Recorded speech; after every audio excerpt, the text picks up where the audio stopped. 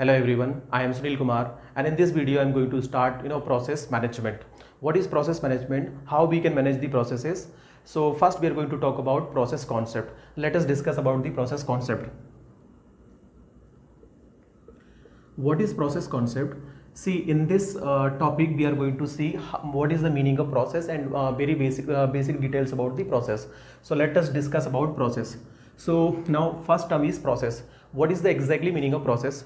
Let's suppose user has developed one application or one program. After developing that program, user has stored that application or that program into the hard disk, or you can say secondary memory. Now he wants to execute that program. So what is the meaning? He wants to execute that program. So let's say if it is that program is in the execution state, or you can say that program has started executing, then that program becomes the process. That program becomes the process. If it is in the execution state, then that program will become process. So what is the meaning of program? So you can we can write down the definition. The program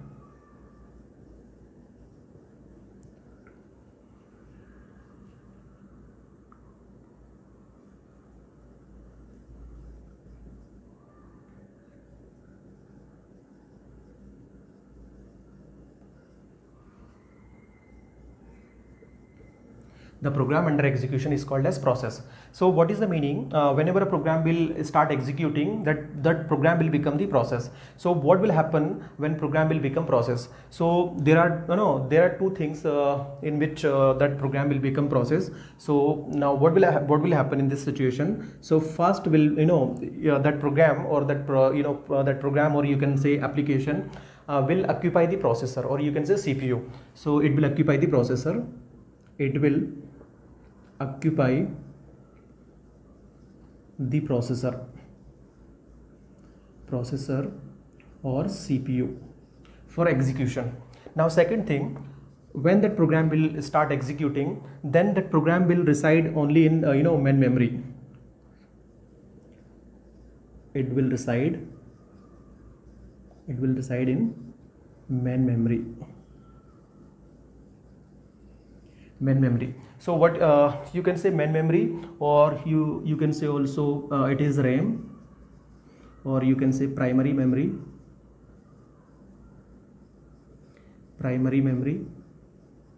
or you can also say physical memory.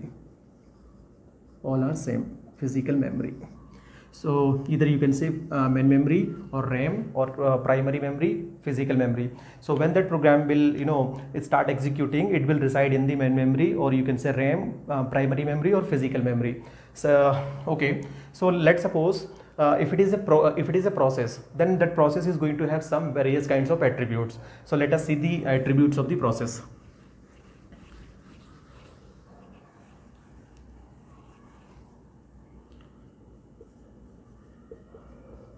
Process is going to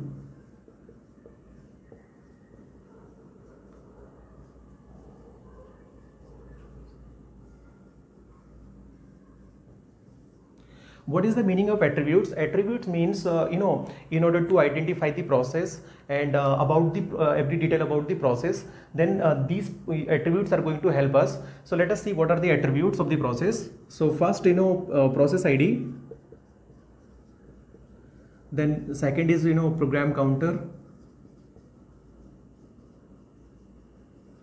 Third, process state.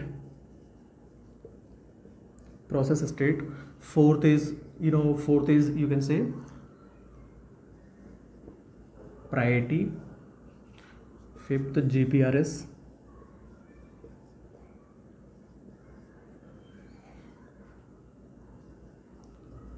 List of open files, open devices, list of open devices.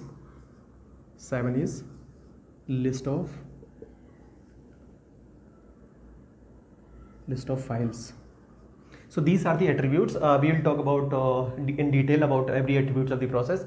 So let us start from the process ID. What is the meaning of process ID? Let us assume process is created, or you have written one program, and when that program will start executing, so let's suppose the name of the program is P. Let us assume the name of the program is P, and another user has developed another program, and he has, that program also start executing. That program also has started executing. So let's suppose the name of the program is P also. So now in this case, this is one program and this is another program, but both are different, but we are not able to identify this is first one or this is second one, and which this is second one or first one, and this is second one or first one. We are not able to identify. So that is the reason, when program is going to be created, then operating system will assign a number, or you can say a value, through which we can identify, or through which we can distinguish these process. So maybe operating system will give you like so this is process number 2 and this is process number 1. Then we will easily able to distinguish the process. So what is the process ID? Process ID is nothing but the let me write the definition. The process ID is the unique identification number. Unique identification number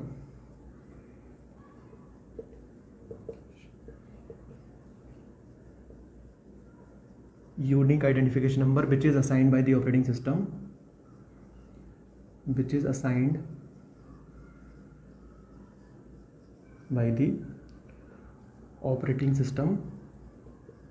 at the time of process creation.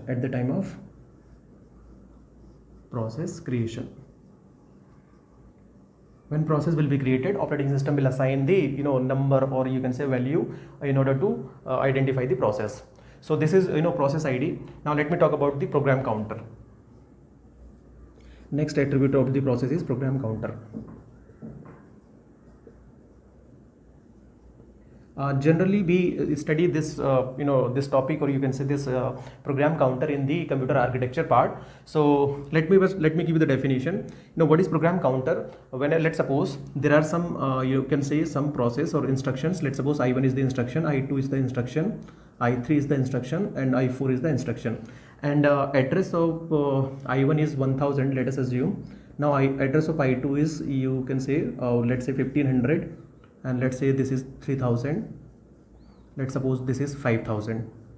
So it is instruction number 1 is stored at 1000 location, instruction 2 is stored at 1500 location, and I3 is stored at 3000 location in the memory, I4 is stored at 5000 location in the memory.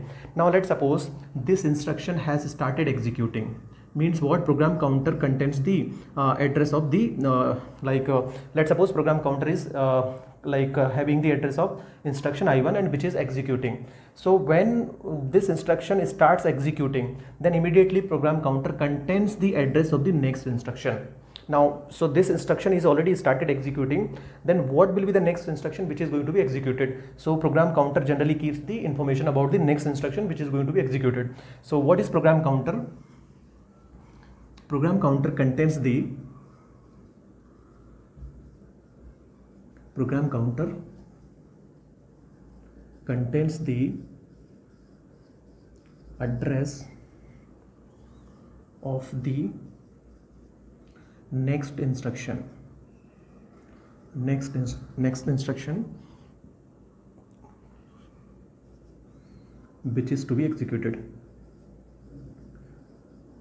address of the next instruction which is to be executed. So this is what the definition of program counter. Program counter contains the address of the next instruction which is to be executed. Okay, so let me talk about the third attributes of the process. What is third attribute of the process? Process state. So third attribute of the process is process state. It is very simple. What is process state actually? Now it gives you the current state information, where currently process is residing. Means what? Now let's suppose a process is created. When process is created, that process will always be stored into the hard disk, or you can say secondary memory, or you can say now that state is called as new state. Now means what? When process will execute, then process will be in the running state. So means what? Currently process, whether process is in new state or in current like process is in running state. So it gives you the like details about where process is currently residing or in what state process is in running. Now whether it is in new state or in running state or in ready state or other state. So it gives you the information about the current state of the process. So now let me write the definition. Process state is nothing but it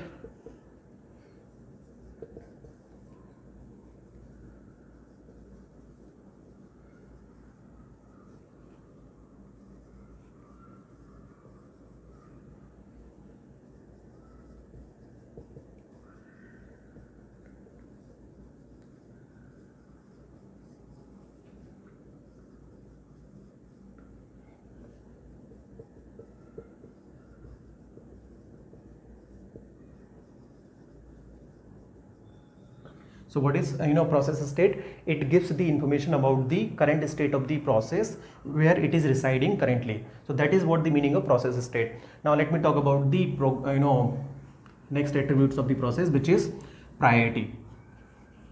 So fourth one is priority. Priority means what? It is very similar to process ID. Means let's suppose there are two processes, process 1 and process 2. So let us assume which process will execute first, whether process P2 will execute first or process P1 will execute first. So in order to like decide which process has to be executed, operating system assigns one value or one you can say one number. So that number is called as priority. So priority means, let's suppose if it is having priority 5, and let's suppose it is having value, you can say 3. So let's suppose this is the highest number and this is the lowest number. So it means what? This is the highest priority and this is the lowest priority. So based on priority, now this process should execute first and this process should execute second. First it should execute, then it should execute. So it helps you to select the process, which process has to be executed and which process not has to be executed. So that based on priority you can decide which process is going to be executed and which process is not going to be executed. So it is just one number, you can say parameter value. So you can say it is a parameter value or a value, or you can say a number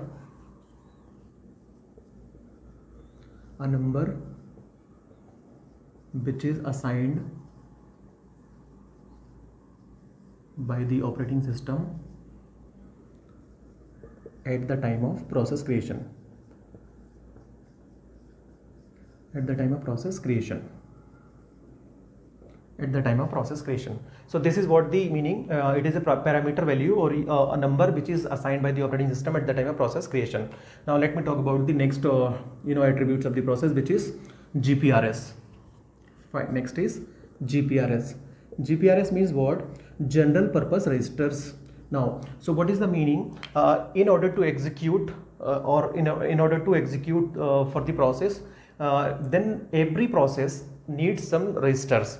Means they want to store some kind of information. So every process needs some registers or backing store. So in which process can store some information. So this is the general purpose register is nothing but every process will have its own general purpose register in order to execute the instructions. So you can say every process will have its own general purpose register GPRS in order to execute the instructions.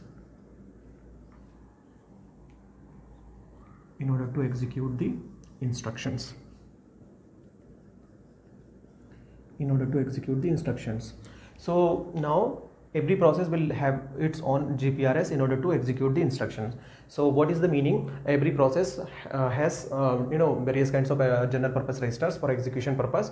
Now let us talk about now then you can say all the attributes of the process. Now like process ID, process program counter, process state, parameter, priority, all the attributes of the process are called as all the attributes of the process of the process are called as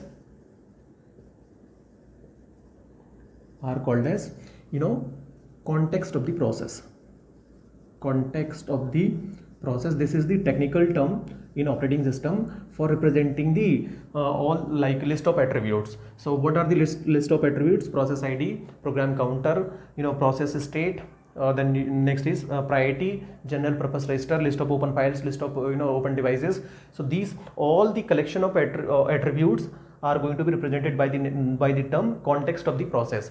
Now this context of the process will be stored into the PCB. Context of the process will be stored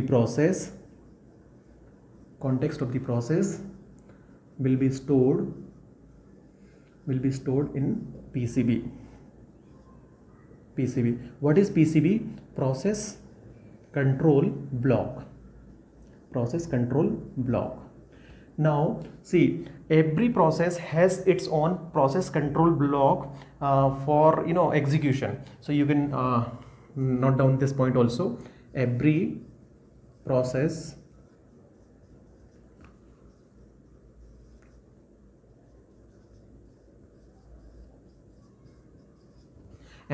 has its own PCB. Every process has its own PCB, and that PCB is going to be stored into the main memory. That PCB you can say will reside in the main memory.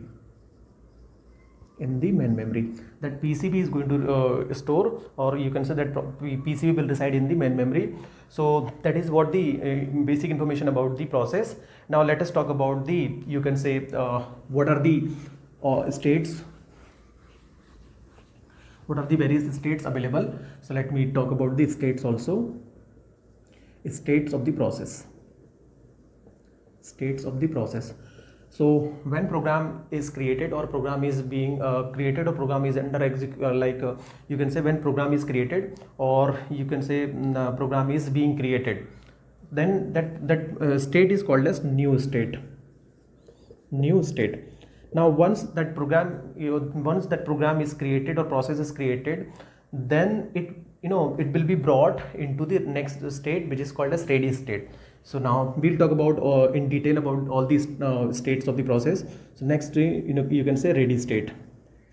The next is once the process will reach to ready state, then one of the process will be selected, and that process will be scheduled to the running state. So that is the running state. Let me write all these states. Running state, then you can say termination state, or you can say exit state.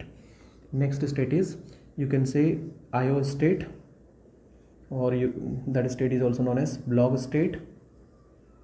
That state is also known as wait state. Next is suspended state, or you can say suspended ready. Next is suspended block. So these are the some states of the process. So we'll talk about in detail about all the processes, all the states about of the processes. Let me talk about what are the operations possible on processes. Operations of processes. Operations on processes. Now first operation is means first definitely, because we are writing program, or when program is being created or program is under you can say under creation, that state is you can say creation state. Then second is scheduling. Then third is running. Fourth is killing, or you can say termination state. Next is, or you can say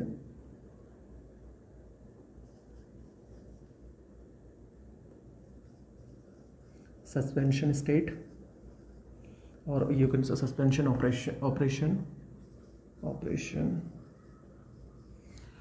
Next is preemption.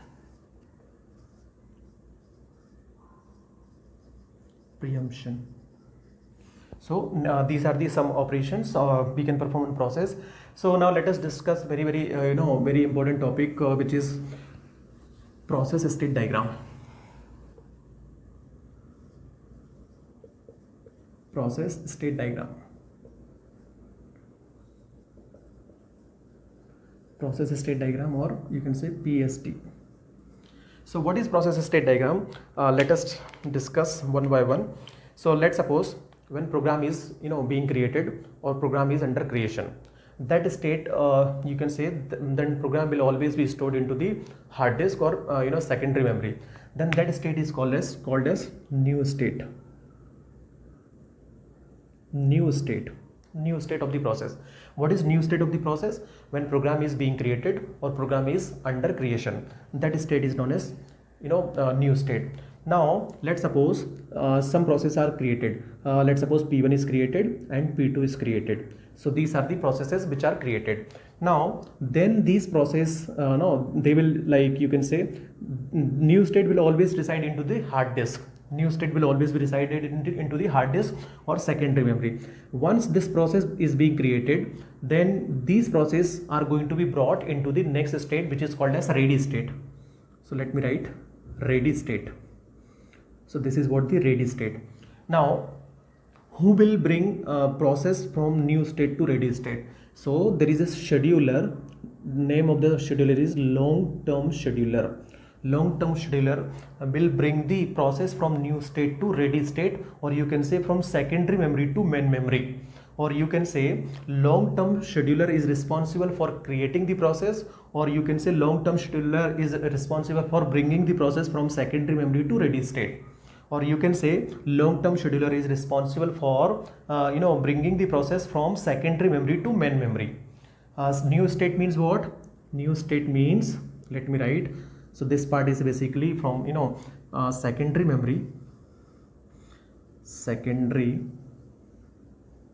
memory and this is from main memory. What is the meaning? Whatever activity will happen in this particular area, I will those will be stored into the secondary memory. Whatever will happen in this area is going to be stored into the main memory.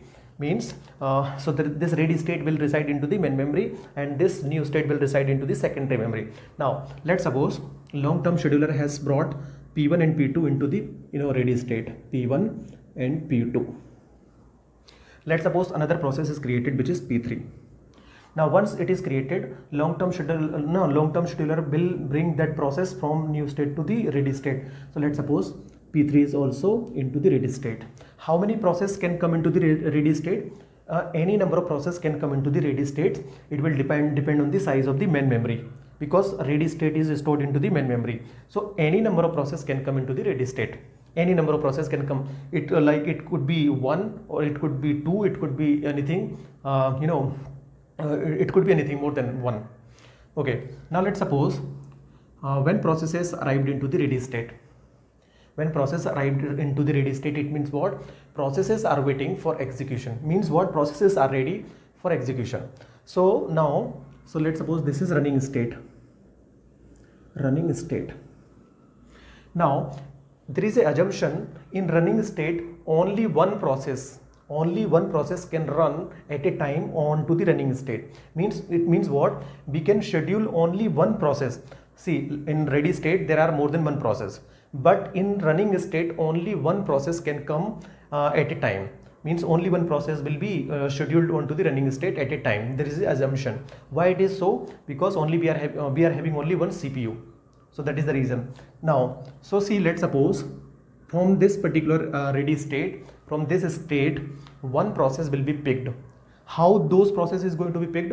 Based on some algorithms. It could be first come first, it could be SJF, it could be any algorithm. So based on some logic or based on some factors, one process is going to be picked by someone. So now who is going to pick that process from ready state, from this ready state? So from the ready state, short-term scheduler will pick one of the process from the ready state and will schedule to the running state. What is the meaning? See, in ready states, number of processes are waiting for execution. Means they want, like these processes are brought into the ready state for execution. So they are waiting for execution. So who will select which process will be executed first and which process will be executed next? So short-term scheduler, or you can say CPU scheduler. This is also CPU scheduler. CPU scheduler or short-term scheduler will select one of the process from ready state and will schedule on to the running state. So let us assume based on some algorithm, process P1 is selected. Process P1 is selected for execution.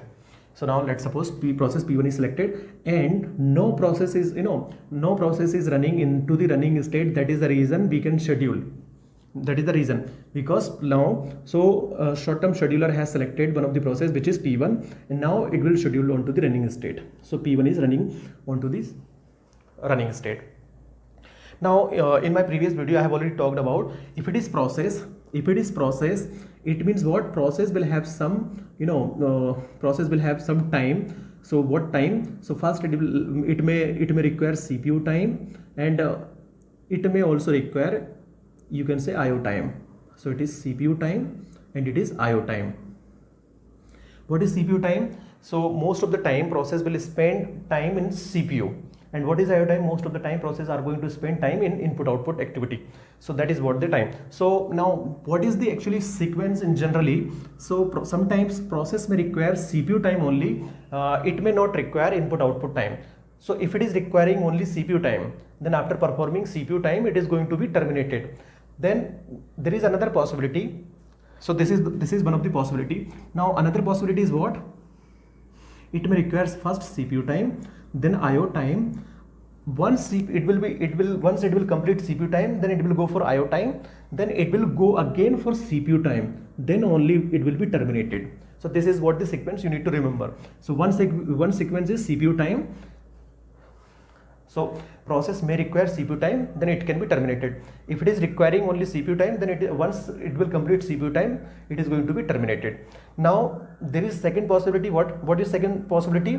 First it will require CPU time, then once CPU time, it will perform CPU time, then it will go for performing the input output time. After performing input output time, again it will go to, again it needs to perform the CPU time. Then only this process can be completed. Okay, so we know. Let's suppose, so we have short-term scheduler has selected one of the process which is P1 and has scheduled onto the running state. Now which name of the process is P1. Now let's suppose we are considering first scenario. So P1 requires only CPU time. After completion of CPU time, that process is going to be completed. So it does not require any input output time, then process is going to be completed. It will go to that state is called as exit state or completion state. So you can say after completion, it is going to be exit state. After completion, it is going to be exit state. Now maybe there is second possibility also. So after performing CPU time, it needs to perform input output time. Then it will go to the you can say input output requires. When it requires input output, then it will go to the IO state, or this state is also known as wait state, or this state is also known as block state. So there are, like, you can say input output state or wait state or block state. So now that process, because that process P1 wants to perform input output, so that is the reason after completion of CPU time, now it reaches to the input output. Now in this, after performing input output time, after performing input output time or IO time, then again it needs to it needs to complete CPU time. Then see, it will not go to directly running state. What will happen? See, because we don't know, or operating system doesn't know the priority whether this process will be executed or not, so it will go to the ready state again. Why it will go to the ready state? Because only short-term scheduler can select the process, and which only short-term scheduler can decide which process is going to be executed next. That is the reason it will not go from here directly. Then again it will go to the let's suppose based on some priority, again P1 will be selected and will be scheduled onto the running state. Then because it is already completed CPU time and it is already completed input output time, then it will complete CPU time. Then after that it can go to the exit state. So this is what the flow. Okay, now next possibility is, let me talk about the another possibility. We know in running state only one process can run at a time, but in input output or block state more than one process can execute. More than one process can execute in IO state. What is the meaning? Let's suppose P1 is now terminated. Now next process is by the short-term scheduler, next process is picked. Let's suppose this is process P2. Now after completion of after completion of CPU time, that process needs to execute you can say for input output. Then it will go to the IO state. So P2 is now performing what input output time. Then because CPU is ideal, or you can say no process is running onto the CPU, then another process is selected by the operating system. Let's suppose that process is P3. That process is P3. So once this process P2 has not completed input output time, but P3 has completed input output time. P3 has completed the CPU time. Then it also wants to go for input output. Then it will go to the input output. Can we execute P3 also in input output device? Yes, we can execute, because more than one process can be executed into the input output state. But on running state only one process will be executed, but in IO state more than one process can be executed. So how many number of processes can come into the IO state? It will depend on the size of the main memory. Based on the size of the main memory, or you can say based on the size of the input output states, those many number of processes can come. But we know more than one process can come into the IO state. Okay, now let us consider one more scenario. Let's suppose another process is created, which is P4. Another process is created, which is P4. Who creates the process? Long-term scheduler creates the process. And who will bring the process from new state to ready state? Again, long-term scheduler will bring the process from new state to ready state. So let us assume P4 is brought into the ready state from the new state. So P4 is brought. Now again from this there are so many number of processes which arrived into the ready state. Now who will pick the one process from this state? So again short-term scheduler will pick the process. So let us assume P4 is selected. So because no one is running onto the running state, so P4 is selected.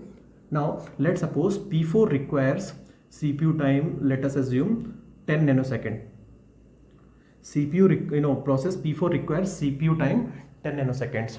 Now process P4 executed only for 3 seconds. Process P4 executed only for 3 seconds in running state. Another process is created, let us assume, which is P6. Another process is created which is P6, and long-term scheduler has brought that process into the ready state also. Now P6 arrived into the ready state. Now this is what P6. Now based on priority, now let's suppose P6 is having highest priority and P4 is having lowest priority. Based on priority, P6 should execute first and P4 should execute later. It means what? P6 is having highest priority and P6 is not supposed to wait into the ready state because it is having highest priority. Then what is the meaning? But P4 has not completed the execution because it is executed for only 3 seconds. 7 seconds is still remaining. But P6 cannot wait. Then what short-term scheduler or CPU scheduler will do? In this case, P4 process will cannot continue the execution process. P4 has to stop the execution, and short-term scheduler or long-term scheduler will preempt the P4. Means CPU will be taken from the P4. Means P4 cannot continue the execution. Why P4 cannot continue? Because highest priority process is waiting into the ready state, and that process should execute first, then this process should execute. That is the reason P4 will be preempted. So that is state, that transition is called as preemption you can say, and that P4 is preempted.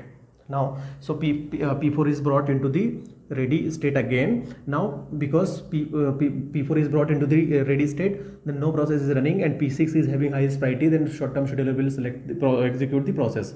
So P6 is scheduled onto the running state. So because it is having highest priority, so that is one of the possibility. Okay, now let me discuss one more thing. Now let's suppose in ready states, how many number of processes can come? Long-term scheduler is creating the process and bringing the process. Long-term scheduler is creating the process and bringing the process. How many number of processes can come into the ready state? That is the question. So more than one process can come into the ready state. Let's suppose, so P1 is arrived, P2 is arrived, P3 is arrived, P4 is arrived. Now let's suppose there are so many number of processes, and one more process is created, but ready state is not sufficient to accommodate that process. Long-term scheduler wants to bring that process from new state to ready state, but ready state is not sufficient to accommodate that process. Then what will happen? Ready state will suspend some of the process which is not going to be executed immediately. So let us assume P4 will be executed later. So from the ready state, some of the process will be suspended which are going to be executed later. So now that is called as suspended ready. So some of the processes are suspended. So suspend.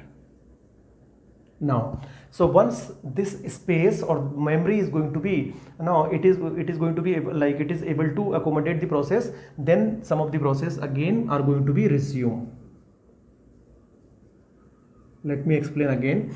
Let's suppose ready state can accommodate only 6 process, and one process is scheduled, another process is again came into the ready state. So now how many processes are there? 6 processes are there into the ready state.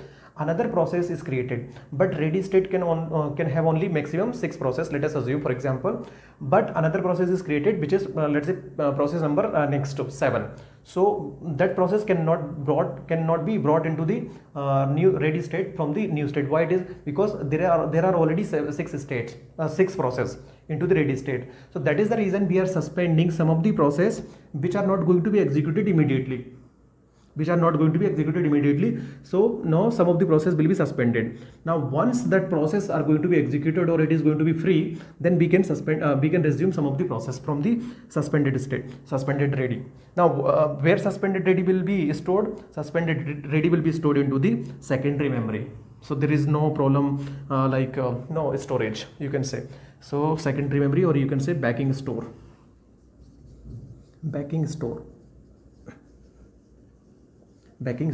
Okay, now so similarly you can see many number of processes can come into the block state. Let us assume P3 came, P2 came. Now some of the processes are coming into the block state in order to perform the input output activity. Now let us assume one scene. So let's suppose many number of processes arrived into the input output state, but again input output states are not able to accommodate the process, because based on the size of the main memory, it is not able to accommodate. So what will happen? Again some of the process will be suspended, and those processes are going to be stored into the backing store, or you can say input output, suspended input output state, or suspended block state. So again some of the processes are going to be suspended. So let me suspend. So some of the processes are going to be into suspend block or IO, or you can say wait. So now, so this is the transition for suspend. Once some of the process will finish the input output time, so this space is going to be free, then we can again resume some of the process from suspend block to block state. So this is for resume. This transition is for suspending the process, and once this space is going to be free, we can resume some of the process. So this, I think this is all about process state diagram. Let me talk about this. Long-term scheduler is responsible for creating the process and bringing the process from new state to ready state. Then what short-term scheduler is doing? Short-term scheduler is responsible for selecting one of the process from the ready state and will schedule the process onto the running state. Now, so this is what the condition when process is executing, but another process arrived into the ready state and who is having highest priority, then that process cannot continue the execution. That process has to preempt. Means what? You're you're taking CPU forcefully from that process. That concept is called as preemption concept. Okay. Now, next is, so let's suppose some of the processes are continuously coming, but this input output state is not able to accommodate the process. Then some of the process will be suspended to the backing store, or you can say block suspended block state. Why this state is able to accommodate the process? Because this state is stored into the hard disk, or you can say secondary memory. That is the reason we can suspend any number of process. Okay. Now then, let's suppose so many processes arrived into the ready state, but ready state is not able to accommodate. So some of the processes are going to be suspended, which are not going to be executed immediately, and so some of the processes again are going to be suspended. So this part is these states, the new state, suspended ready states, suspended block states, are going to be stored into the secondary memory. Now ready state means what? So ready state, running state, and input output states are going to be stored into the main memory. So this is what the point you need to remember. Now, suspending the process and resuming the process, this is also activity, and that is this activity that is called as swapping of the process. Swapping of the process. And who will do the swapping? Means suspending the process and resuming the process. So swapping is done as by midterm scheduler. MTS. Midterm scheduler is responsible for suspending the process and resuming the process. Again, let me repeat. Midterm scheduler is responsible for suspending the process and resuming the process.